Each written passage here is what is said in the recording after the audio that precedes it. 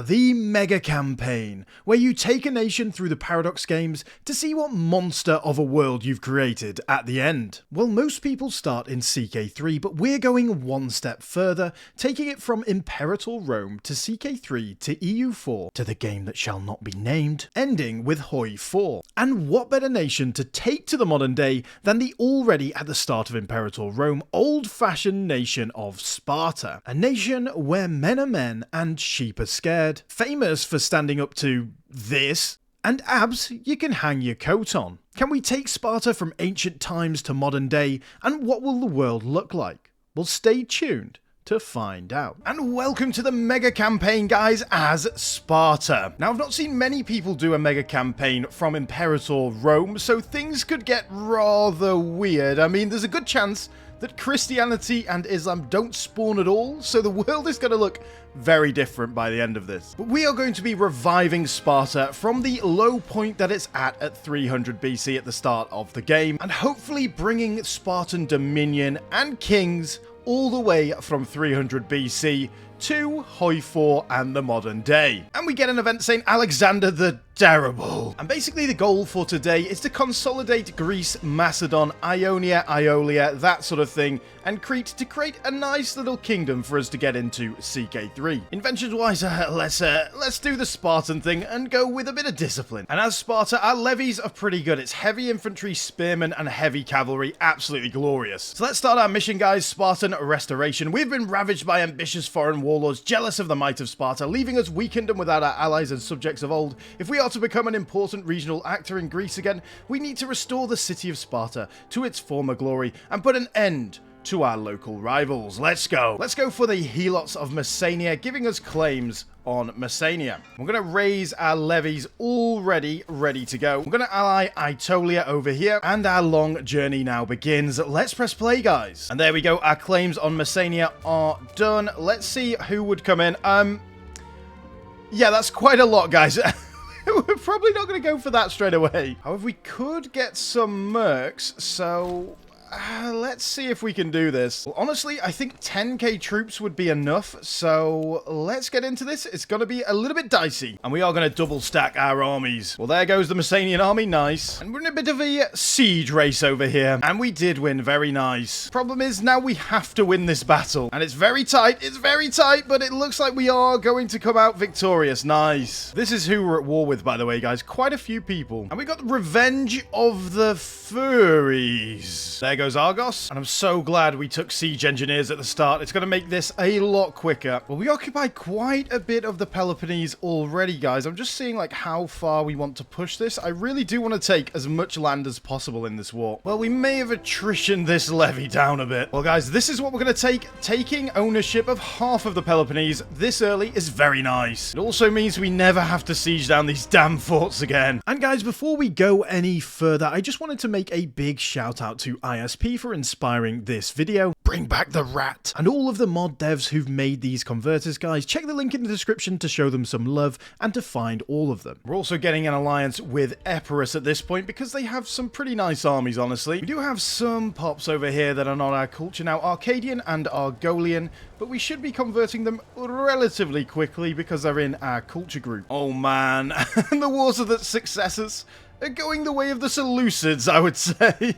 AI properly cosplaying Seleucus the First. Time to get on to Crete, my friends. First war wrapped up pretty quickly. And into the next one, boys. I'm not too sure whether we'll get a strong Rome in this one. It looks pretty messy over here. Well, there we go. A relatively easy war, my friends. And we're now a regional power. Nice. Fun does not stop on Crete. Let's keep going. There we go. Crete secured, my friends. And we did that for a very specific reason. The reason being, there is a lot of Cretan pops. And if we integrate them, we're going to have some pretty juicy levies from now on. I'm not really a fan of the Ptolemies influencing things over here, I'm not going to lie. And for our first tradition, let's go down towards Siegecraft. Now, we're just going to get triumphal coins over here, giving us 5,000 manpower, which is pretty amazing. That is for some big wars that are going to be coming up. And now we've moved a few pops around, we can do this mission too. We've built a fort over here, allowing us to do fortify Kaironora over this way. And we're just going to delete it straight away. And there we go, boys. Now, Cretan is integrated. That should give us a bit of an advantage. Now let's use that advantage. And let's of course look at our glorious king, our first king in this campaign, Areus the First Aegead over here. He is a pretty good king overall. And I say Aegead because I don't want to say Argead and be confused with someone famous from over here somewhere. We just have so many more troops than everyone over here now, guys. It's kind of crazy. And now we can do recruiting the Skiritai, giving some very good bonuses to our spearmen. Nice. There we go. More of the Peloponnese mopped up, my friends. That allows us to do the path to Olympia. Now it's time to get into the old enemy, Athens. The hardest thing about any mega campaign, guys, in my opinion anyway, is to not get too overpowered too early. I mean, we're only 30 years into the game and we've already got this. But yeah, if we really wanted to right now, we could go pretty ham. And there goes the city of Athens. Let the men roam freely. And we've done some province investments in Sparta, allowing us to do this, giving us free province investments. Okay. Thanks. That then allows us to do Spartan ports and also Spartan men. Because we are Sparta, of course. We are men, apparently. It's all for the abs, guys. All for the abs. And now let's do a Laconian strength over here, which is the final mission in this tree. And we get the second rise of Sparta now, which is some pretty nice bonuses overall. So now let's go for Protector of the Peloponnesus. Well, there goes Delphi and Thebes, two ancient centers of religion and civilization, now being given the Spartan treatment. Well, there we go. Athens is now ours. The old enemy is destroyed. And let's begin converting these pesky Athenians to a true manly culture. Well, it's time to get into Epirus. They do have a lot of influence over in Italia, but I think we should be okay over here on Greece. So, let's have a go, boys. We built a few buildings, allowing us to do rural Arcadia. Well, this is definitely going to be rather a bigger war than we've seen before, guys. Oh, and I didn't realize Epirus actually owns land over here. We'll have to come and seize that for the greater Spartan Empire. Now we can get gradual economic integration, allowing us to build some grand theaters when we have a little bit of cash. And we're slowly but steadily pushing them back. We've occupied over here.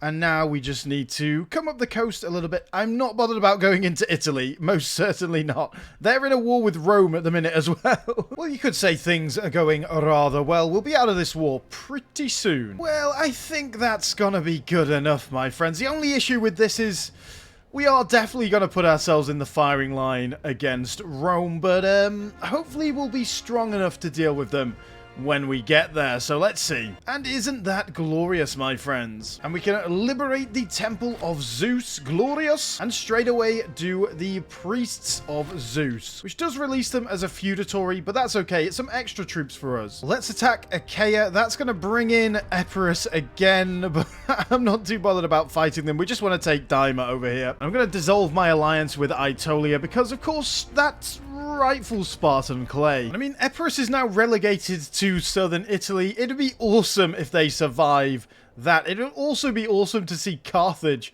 survive this whole time, see what would happen in CK3, but they look a little bit scrappy right now. And nice, now we can get Siegecraft. Well, there we go. Now we can clean up the Peloponnese properly. That allows us to do the northern coastline, my friends, and conquering the Peloponnesus. Ooh, and the Antigonid Revolt just fired. That is an opportunity for us, my friends. Because basically, at the moment, most of these boys down here are sort of, you know, subjects of either the Antigonids or the Ptolemies.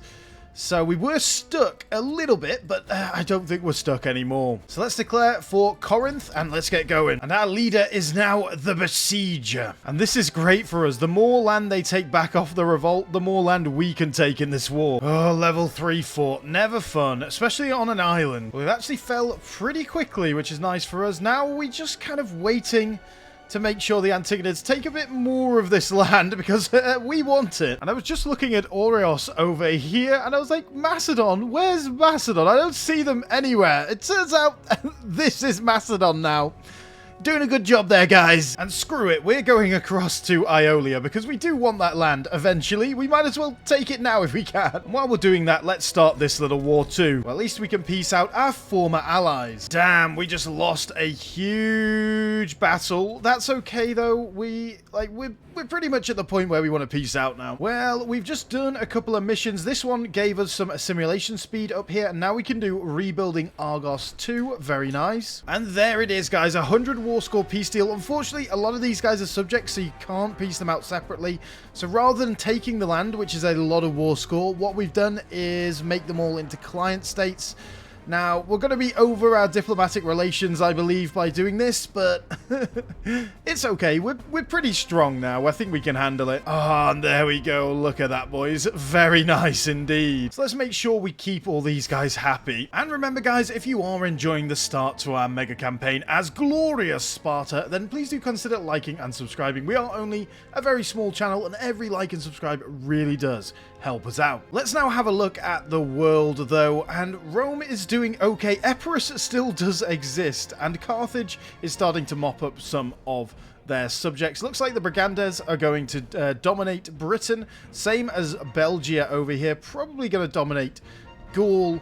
In terms of the rest of the world, we've got a big Armenia. We've got a horrific Seleucid Empire now. Well, Navy reacquired, and we are ready to take on Rhodes. So let's do that. The Seleucids, I don't think are going to be too much of a worry. And they also deleted their fort on Rhodes, which is very silly of them. And now we can get prescribed cannon, a very nice tech. And we've just got a lot of stability and influence like hanging around. So I think we'll go for cultural dissemination, which makes pop assimilation very quick. And we aren't going to integrate any more cultures, guys. We have, you know, a lot of Lacedaemonians and Cretans. I don't think we need any more integrated cultures. We've built a level 3 fort in Corinth, allowing us to do this. Some nice bonuses for the city. Honestly, it's going to cost us some money.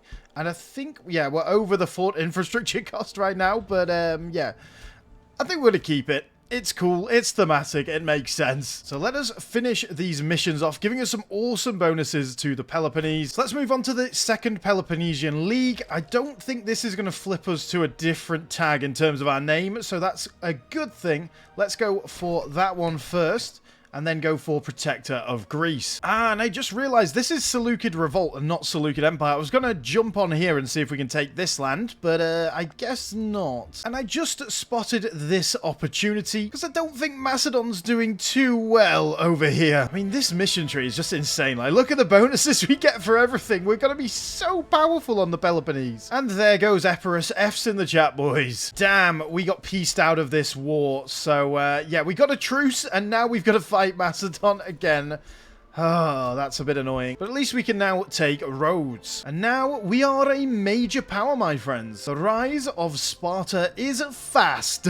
Well, seeing as we couldn't fight Macedon, let's go and take these boys out. The Ptolemies are going to come into this, but generally they're pretty incompetent in coming across here. And a guy named Pyrrhos won the Olympics. Very nice. Ah, yes, and I forgot that they had this little piece of land across here, the Ptolemies. Well, I've moved a few pops around, allowing us to do Western capitals and getting those pretty amazing bonuses. And I've done the same thing for Eastern capitals too. And we've got a new king, Mr. Potatoes. Well, now we can get back into these little boys. And there we go. We can piece out the Ptolemies. Nice. And there we go. That allows us to do liberation of Greece. And let's start integrating all of these little client boys. There goes Megara and Olympia, now integrated into rightful Spartan clay. I mean, now we have a pretty large army, I've got to say, guys. So I think we're going to use it against the Antigonid revolt. So let's get into them. It looks like the Ptolemies are going to come in, but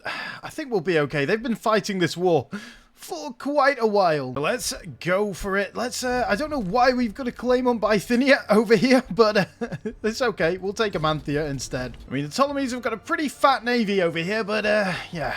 As long as they're not carrying troops, everything's alright. And there goes the sacking of Pella. Let the men roam freely. And they have got some armies over here. They're just not as big as our boys. And now we can do Pearls of Greece, our last mission along this tree. Now, if we finish the missions, guys, we become the second Peloponnesian League, and I'm not bothered about doing that. I think we want Sparta to remain the whole way through.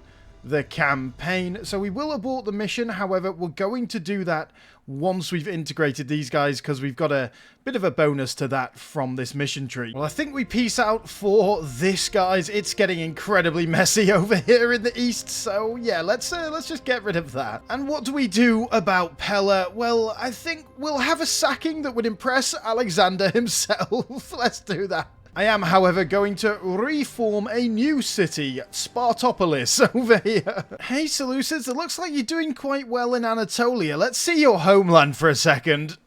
Yeah. Well, Mr. Potatoes has died, so now we have Areos II, who is a child, unfortunately. But he's a 10-year-old that knew more about the military than Mr. Potatoes, so... hopefully he's going to be a good ruler. Damn, and Rome is starting to really get the engines going. I think it's time we took a little expedition to Asia. Damn, what's happened to you, boy? You're already one-eyed. You're already a legend in my eyes, then. Or should I say my eye? And I think it might be the fact that he's been fighting battles. That's probably why he's one-eyed. What a boy, fighting battles at 14. And there we go, let's take Lycia over here. And finally, the Nesiotic League is done as well. So what we're going to do, we're not going to finish the missions so that we become the second Peloponnesian League. We're just going to abort them, and all those missions should be good still. Andy's come of age, which he's not the greatest guy in the world, but I already have him in my heart. Ooh, and shall we go for the Unholy Alliance? I think so, guys. That means we can actually use them against the Antigonid Kingdom, so let's go straight for that. They have a lot of vassals, as you can see, but they are very small ones over here mainly. And glorious Areus II will be leading the men once again. Well, there goes the capital. I mean, they've got a few troops, but it's nothing we can't handle. And they've thoroughly been mopped up from Europe over here. Hopefully the Romans do transfer this land across, otherwise... it's a bit of a waste of time. I mean, the main aim in this war is basically to cripple them, guys. And I think this will do exactly that. So, yeah, pretty nice peace deal overall. It's all going to us, none of it going to Rome. So let's take that. And look at that juicy name now. And we attacked Athens over here, whatever's left of Athens anyway. They brought in Macedon, but then Macedon itself has brought in the Seleucids. Oh, that's an interesting one. I feel like it'd be quite nice to take some of this land, though, although our aggressive expansion's a little bit high at the minute. Well, it turns out their troops are pretty weak. And now we're going to get temporary office, guys. Giving that threshold for civil war plus 5% basically means we're never going to have a civil war in the future. Well, don't think we need to push our AE and our luck too far, guys. So this is what we're going to take. We're going to take that, and that. Well, I'm not going to lie, this scares me somewhat. The Romans are getting pretty strong, but that is what we wanted from this. We don't want them to expand east. The east is the domain of Sparta. Well, technically, Rome grew too large for an alliance, but they have guaranteed us instead. And damn, Rome, that is some horrible borders, but... mark your territory, why don't you? Well, the Antigonids are at war with the Ptolemies right now, so I think it's time to go back into them. Looks like Byzantium took a little bit of territory, but yeah, oh no, they've got a truce over here. The problem is... Byzantium, as you can see, is allied with the Ptolemies, our new ally. So we're going to have to find a way around that at some point. In fact, let's do that now. So we're going to declare war on these guys. We're going to call in the Ptolemies. There we go. And then we're going to wait a month. We're going to declare war on these guys. And we have military access, so let's cancel the military access, and then we'll declare war on Byzantium. Well, there goes Byzantium, boys. Time now to get back into the Antigonids. We'll bring the Ptolemies in just for a bit of fun as well. And basically, we just want to clean up this area if we can. Maybe take a little bit more land over here. And it's a pretty scrappy war down here, to be honest with you guys. I mean, it's just down to the amount of forts. They've got so many forts. I don't know how they afforded all of those forts. Well, I think that is a juicy little peace deal. It is quite a bit of aggressive expansion again, but who really cares about that? And now we've got our little tendril coming into the Seleucid. Well, how you doing over there, Parthia? Not looking too good, are you, mate? And the same can be said for those Roman incursions into Gaul. But what is this Rome? Like, why? Like, please, why? Well, I think Rome's feeling a little bit poorly. Well, it's time to beat up the Seleucids once again. The Seleucids have got a little bit stronger by taking out the Parthians from their revolt over here, but this is a bit of a mess. I'm assuming their troops are just taking a while to get here. And there they are. By the way, we've now got forced march, so it should be a lot easier to catch some of these boys. Well, there we go. 70 aggressive expansion, which is quite a bit, my friends, but overall, a very nice victory for us. And our Spartan culture is going crazy right now. We've got 2,000 of the boys. That is amazing. And now we've got a new leader, Mr. Potatoes II. I think he really is interested in only one thing. Oh, look, guys. 2 Parthians. Well, I'll tell you what, guys, to make Imperial Sparta, we need 600 territories. At the moment, we have 415, so we need 200 more.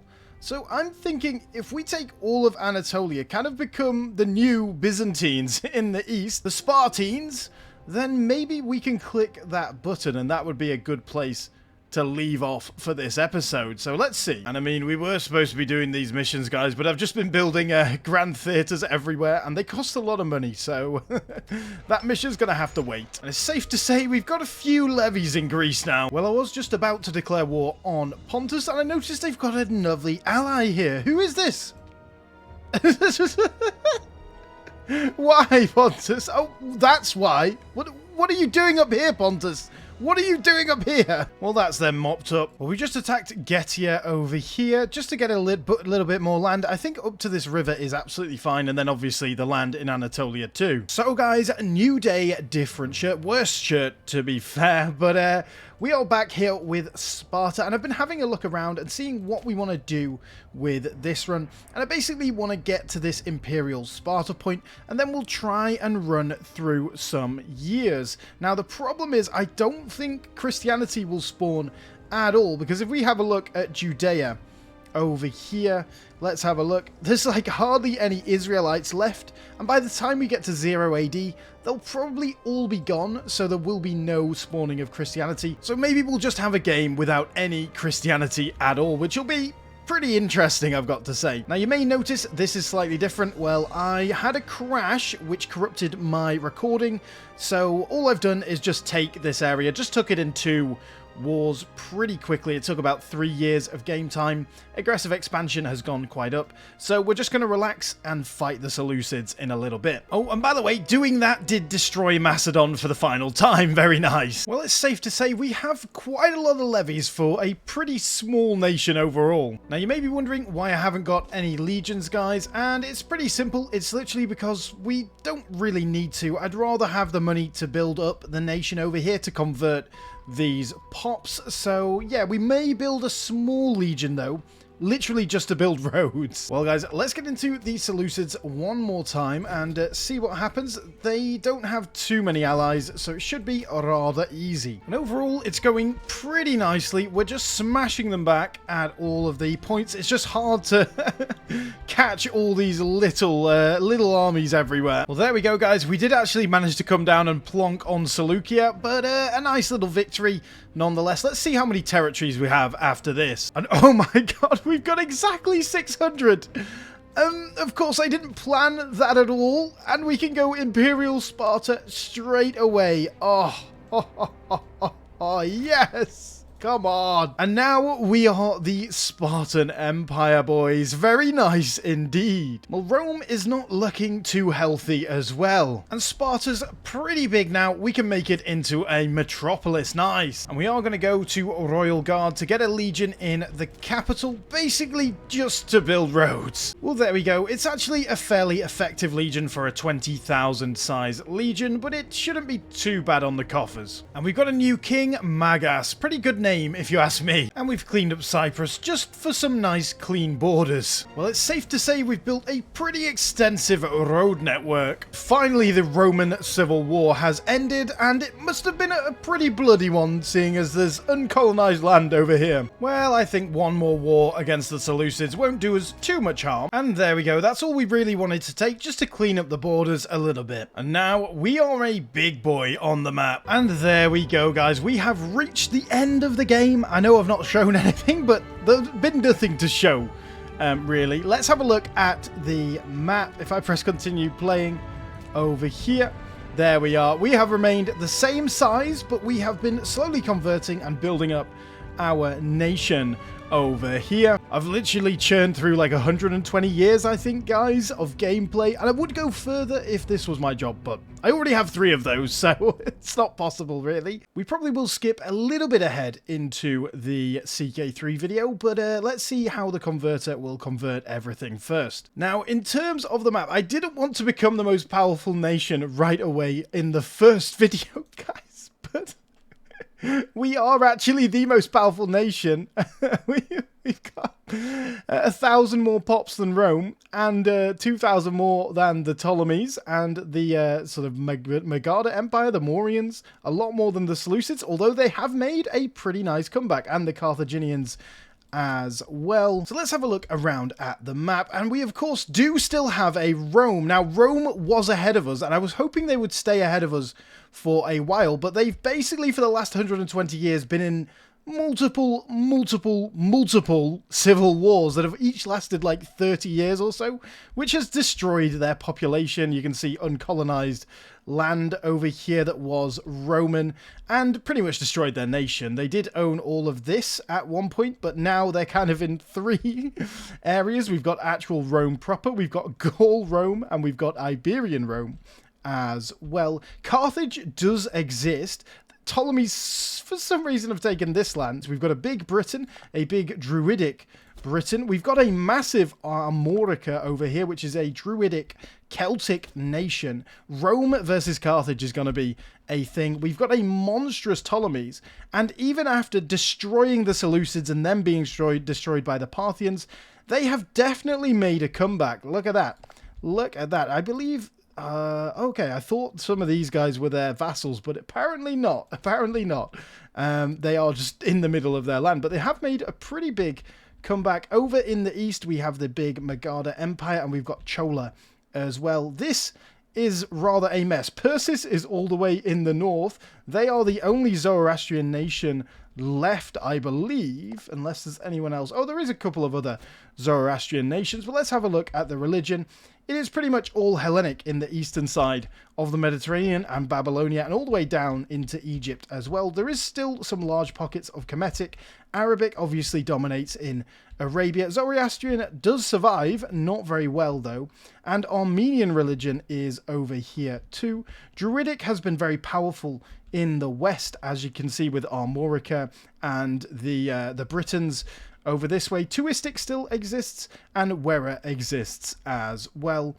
Canaanite, obviously, for the Carthaginians, which is pretty awesome to see, I'm not going to lie. And then across here, we've got Vedic and Agamic as well, and then some other smaller religions around as well. Pretty good mix, I've got to say, going into the next game. Now, in terms of Christianity, guys, I don't believe it would be thematically correct to make Christianity into a thing, because if we have a look here, there's 5 Israelite pops. There's about, I've gone around these places, I've counted up, and there is probably less than 10 Israelite pops left in the whole world. So we're going to have a pagan world apart from Zoroastrian into the next games, and it's something different, isn't it, guys? I think it should be fun, unless the converter does add it in. I'm wondering if they add Islam, but we'll see about that. Let's now have a look at the cultures, because this is obviously going to be pretty important when we get into CK3. And as you can see, we are squarely Lacedaemonian, which is Spartan culture, of course. Cretan does dominate on Crete. That is the only culture we integrated the whole game, and therefore they have survived. In terms of Macedonian, it is all but wiped out across the world, even though the Ptolemies are still Macedonian and the Seleucids are still Macedonian. They've not been converting too well, I've got to say. So we've got a lot of Assyrian, Babylonian, Armenian. There's still a lot of Persian pops over here in the east. Roman dominates on Italy, as you might expect, but they do have pockets everywhere else in the world. And Armorican is a big population as well. Brigantic, of course, in the British Isles, because it is Brigantes that unified them over there. And then, as you can see, Punic is still around and kicking, guys, which is pretty awesome, I'm not going to lie. So I am very excited to get into CK3. I hope you have enjoyed this first video. I'm not 100% certain what we're going to be doing in CK3. What I do know, though, is we're going to look west, and I want to take some land over here for our expansion in EU4, shall we say. So, yeah, we might island hop west, going to war with Rome, all that sort of thing. So let's see. Anyway, guys, I have waffled on long enough, so I hope you have enjoyed. Please do like and subscribe. It really does help the channel out, and I will see you all again on the next video. And once again, massive thank you to the channel members of Aryan, Cowie, and Pascal. If you are interested in supporting the channel, you can do for as little as $1 a month down below. Check it out.